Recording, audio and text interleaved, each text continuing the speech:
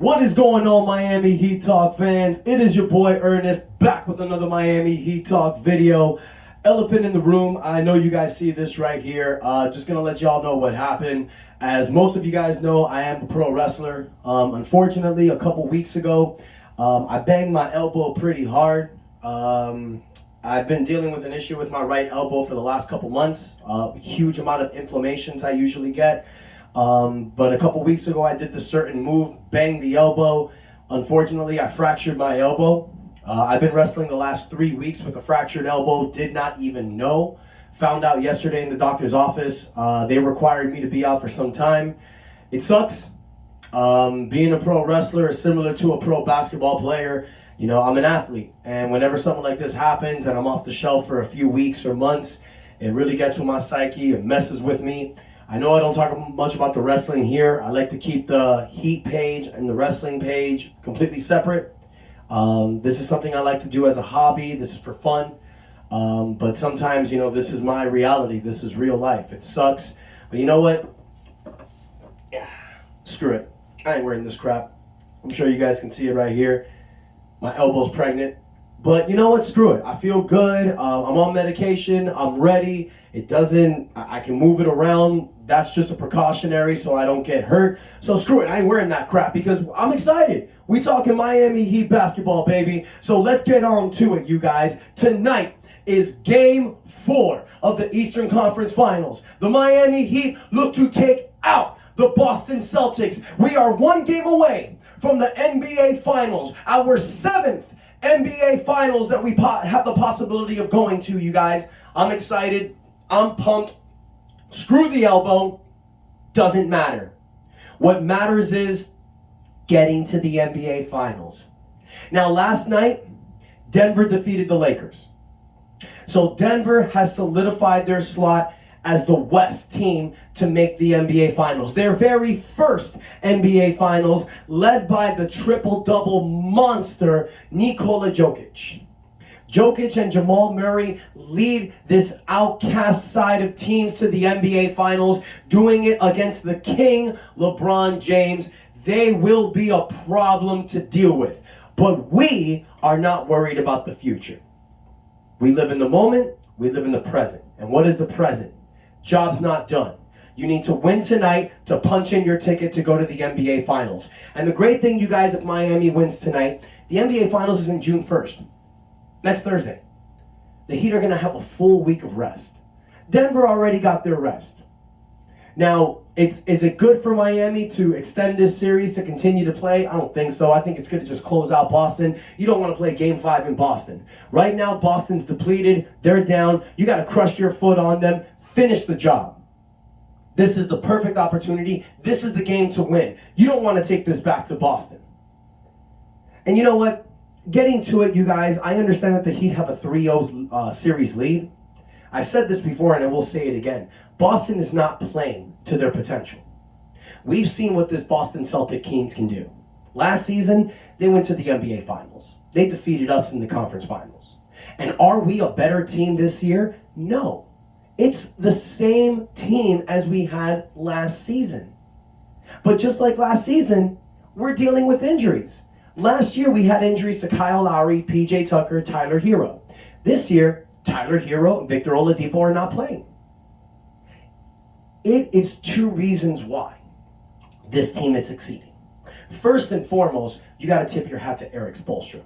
I've cut videos before about Spoelstra, but he is proving, especially in this playoff series, that he's the best coach in the NBA. Fact. But another reason is because Jimmy Butler and Bam Adebayo are becoming this incredible 1-2 punch in the playoffs. They are performing at an elite level. Now, I understand Bam Adebayo wasn't giving you all the games that you wanted in the Milwaukee series and the New York series. But there was something I did say before the start of the series against Boston. If you paid attention to the season series against Boston, you would have seen that Bam Adebayo was a problem all season long for the Celtics. He averaged 26 points a game, 9 rebounds, 4 assists on 60% field goal shooting. And I said before this series against Boston that if Bam Adebayo is given the keys and is given the full confidence, Miami will win this series. Where are we? We're one game away from closing them out. And that's not because Jimmy Butler's been on full Hemi mode. He's not averaging 38 points like he did against Boston, like he did against Milwaukee. Now, granted, he is averaging 30, which is amazing. But it's also because other players are stepping up. And it's like I've said before, you guys, the farther this team is going into the playoffs, you're seeing the confidence grow. You're seeing the dog-like mentality grow. And the first person that I want to talk about, by the way, this video is not going to be talking about Game 4. This video is going to be about giving flowers to this Miami Heat organization, because we need to give them the credit that they truly deserve, because it's not being put out there in all the media outlets. So let's first talk about Caleb Martinn. Caleb Martinn, who was given a 3-year, $20.4 million contract in the offseason. A contract that a lot of my followers loved. But the majority of the nationwide media outlet did not like it, simply because we let PJ Tucker go. Now, this is something that I want to break down to everyone here, because I want everyone to fully understand. Because when I watch places like, not Tobin, not 5 Reasons Sports, but when you're watching big Miami Heat media outlets that are fans, guys like Big O and other channels, I don't feel like they fully understand what happened in the offseason. I was watching Ira Winderman talk to Big O, and you can tell that he just clearly didn't get it. And I know a lot of my fans watch the Big O channel, so I really want to explain this for you guys to understand. In the offseason, the Miami Heat had a $10 million mid-level exception contract. That was all they could use. They had a $10 million mid-level exception, and they had a $4 million biannual exception. If they used the full $10 million mid-level exception before using the biannual exception would be gone. So that means they were only allowed to offer minimum deals. So what did the Miami Heat try to do? The Miami Heat tried talking PJ Tucker into a hard cap contract. The hard cap contract does not affect the mid-level exception. That is a hard cap contract to bring the player that you sign back. PJ Tucker signed a 2-year deal worth $14 million with Miami. The second year was a player option. He opted out of the second year to get a raise. So the Miami, because he wanted a 3-year deal. So the Miami Heat offered PJ Tucker a 3-year, $27 million contract from the hard cap. That does not affect the mid-level exception. The Miami Heat still could have taken that mid-level exception, given a lot of it to Caleb Martinn, which they did, and then PJ Tucker could have his money. But what happened? PJ Tucker did not want that contract. Miami sat down with PJ. They offered him 3 years, $27 million. PJ had a contract from Philadelphia, 3 years, $31 million, an average of $10 million a year. And you're doing the numbers in your head and you're thinking, well, Philadelphia's contract is a lot more money. On paper, it is. But here's something people don't understand.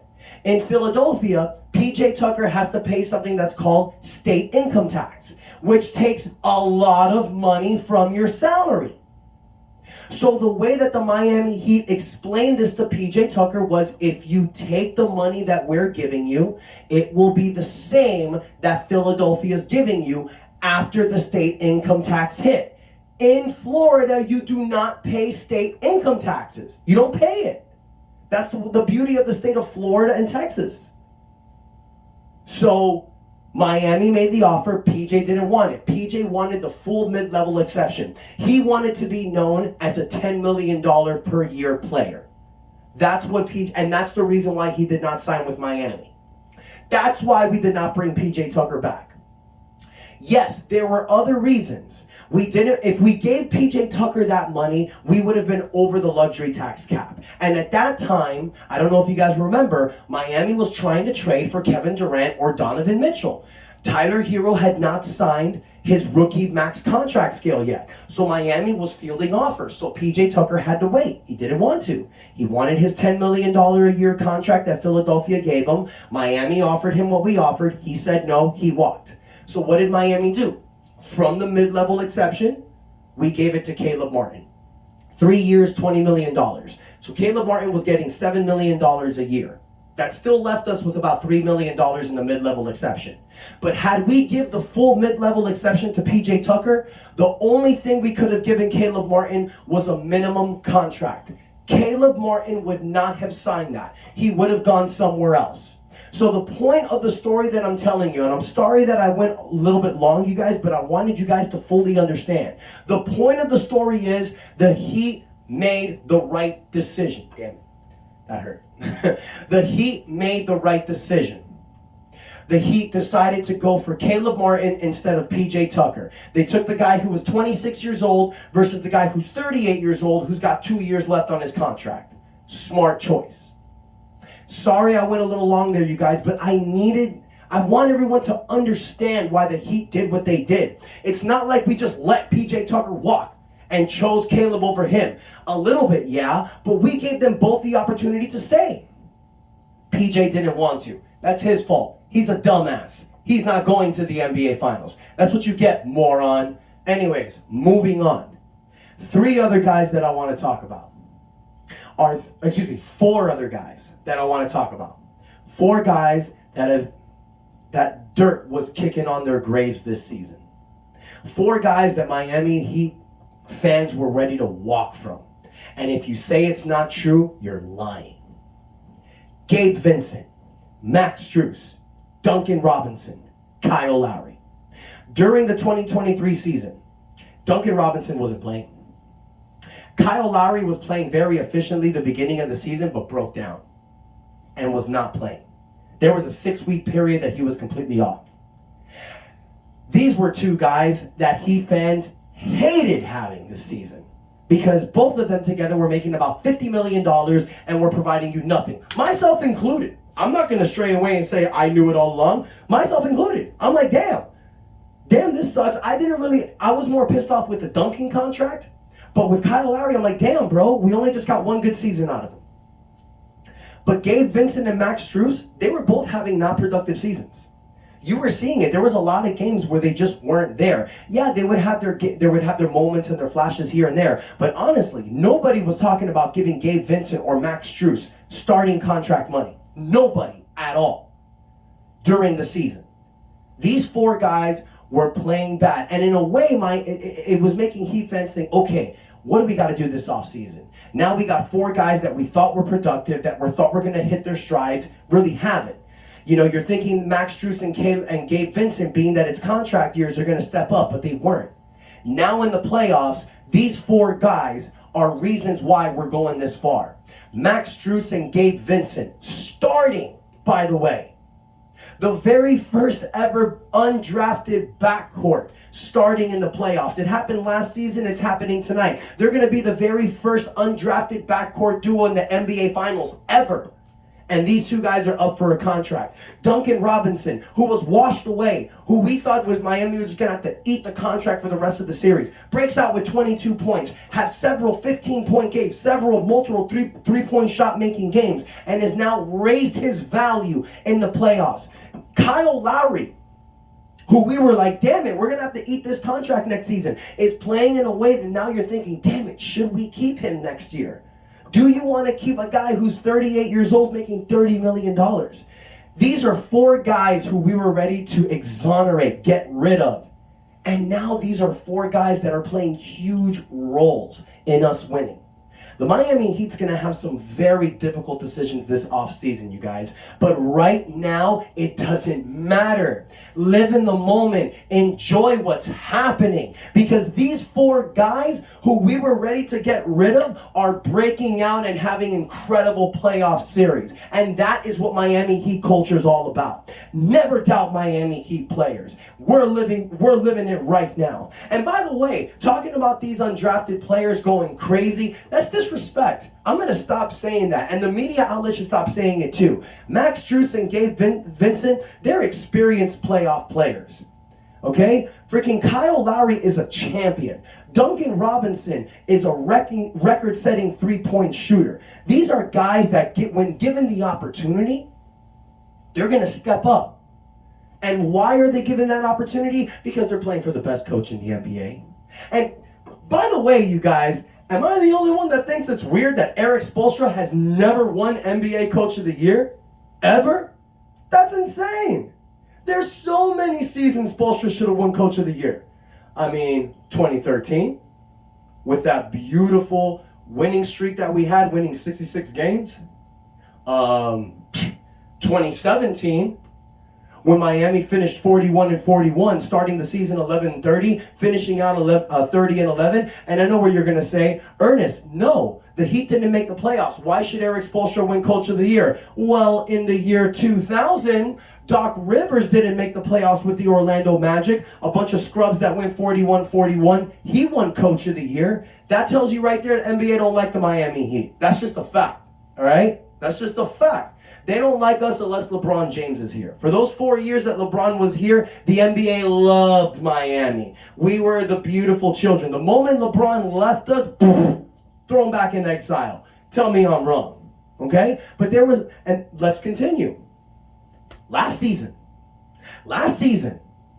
Jimmy Butler, Bam Adebayo missing so many games, and Erik Spoelstra taking a bunch of undrafted players and keeping them as a number 1 seed, and he doesn't win Coach of the Year? Really? This season?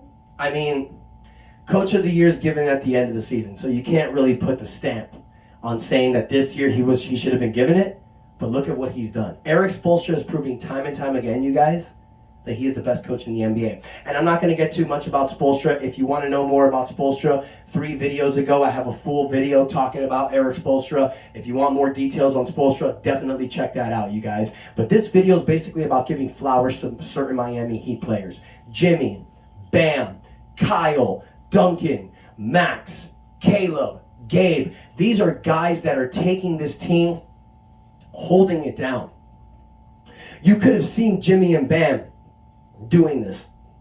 But the fact that they're doing it without Tyler Hero, Victor Oladipo, and the 4 main guys that are helping him, that are helping give other teams the business, are 4 guys that you were ready to exonerate and get rid of. And then you have a guy by the name of Caleb Martinn, who's basically playing like Jimmy Butler when he's not there lately. This is an incredible team, compromised by amazing coaching and put on the back by 2 incredible leaders. And let's not forget, you got Udonis Haslem there just motivating these guys and getting them going. For anyone that says having Udonis Haslem at the 15th spot on their bench, you tell me another player who's number 15th on the roster that motivates the guys as much as Udonis Haslem. 3 Eastern Conference championships in the last 4 years. 2 possible NBA final appearances in the last 4 years if we win tonight. That tells you right there that having a guy like Udonis Haslem on the bench is something that's amazing. Look at Memphis. Look at what's happening with John Morant. You think something like that would happen if Haslem was on the team? Hell no! Thank God for Udonis Haslem. Thank God for Erik Spoelstra. He's making Pat Riley and Andy Ellisberg look great. Let's not forget, you guys, as much as I love Pat Riley and Andy Ellisberg, they were being controlled by Mickey Arison this season. Mickey Arison did not want to spend on this team. We've seen that Mickey Arison is willing to spend on championship teams. He wasn't willing to do that this season. I don't think the Heat organization believed also that this team would have gone that far. Maybe they did. Maybe I'm wrong. Maybe Mickey was like, no, we got enough. We can do it with this team. Look how far we went. This team will get us there. I don't think so, though, because during the season, you saw how we were doing. No trades were made, and you were trying to make trades. So I fully feel like the Heat the Heat organization weren't fully confident in this team. But look where we're going now. It's like I've said before, you guys. Never doubt the Miami Heat. Never doubt Erik Spoelstra. Never doubt Jimmy Buckets. Never doubt this squad. We are 1 game away from the promised land. We win tonight against the Boston Celtics, and on June 1st, we start the quest of putting 1 more year on this banner, you guys. We've been talking about it for years. I'm pumped. I'm excited. I am ready to go. Screw this elbow problem. Yeah, it may hurt, but the feeling of us getting us to the NBA Finals is killing this pain, you guys. I'm loving it. I'm excited. Thank you guys so much for the love and support. Please take a moment, hit the like button, comment, let me know your thoughts. How happy are you that we chose Caleb Martinn over PJ Tucker? Tell me how incredibly shocked you are about the emergence of Gabe Vincent, Max Strus, Kyle Lowry, and Duncan Robinson. Do you feel that Jimmy Butler and Bam Adebayo are the true ones and twos moving forward, or maybe the Heat have to make another move this offseason. That's another video we're going to talk this about, you guys. Miami has a lot of opportunities this offseason, a lot of tradable contracts with the 18th pick in the first round in the draft coming this year, and we're going to the NBA Finals. We have a mid-first round pick. This is incredible, you guys. This Miami Heat has so many opportunities this offseason, but we're not talking about that now. We're talking about tonight. Game 4, Miami will defeat Boston, move to the NBA Finals, and our future's looking so bright that we gotta wear shades. I ain't got shades right now, but I do got something else. Hopefully tonight, we'll be breaking these out. Hello. Boston, if you don't like that, well then tough. Because we're going to the NBA Finals. That's enough said.